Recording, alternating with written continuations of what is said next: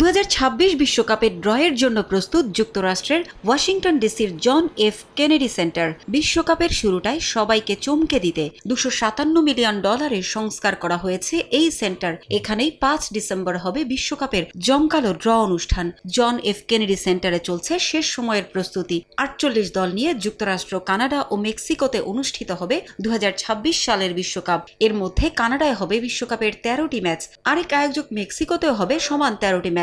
আসরের বাকি ম্যাচগুলো হবে যুক্তরাষ্ট্রের 11টি শহরে। জন এফ কেনেডির রাজসিক জমকালো ড্র অনুষ্ঠানে নির্ধারিত হবে কে কোন গ্রুপে খেলবে।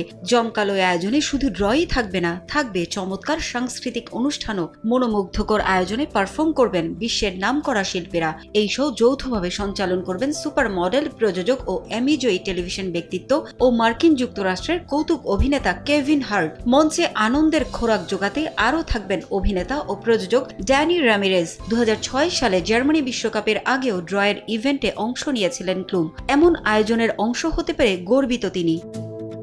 সারা দুনিয়ার দর্শকরা কিছু লাইভ পারফরমেন্সও দেখতে পারবেন আয়োজনে। ধ্রুপদী কণ্ঠ নিয়ে হাজির হবেন মায়েস্ট্রো আন্দ্রে বোসেল্লি। তার পাশে থেকে গানে গানে দর্শকদের মন মাতাতে থাকবেন জনপ্রিয় ইংলিশ গায়ক রবি উইলিয়ামস। মঞ্চে দাঁড়াবেন আমেরিকার শিল্পী ও পুরস্কার জয়ী নিকোল শেরজিঙ্গার। ড্রয়ের পর পপ সঙ্গীত দল ভিলেজ পিপল তাদের জনপ্রিয় গান YMCA পরিবেশন করবে। পুরো দুনিয়ার চোখ থাকবে ওয়াশিংটন ডিসির জন এফ কেনেডি সেন্টারের দিকে। মূল মঞ্চের আগে ড্র অনুষ্ঠানের সফল আয়োজনকে চ্যালেঞ্জ হিসেবে দেখছেন মার্কিন president Donald Trump. Parvin Akhtar, Somoy সংবাদ।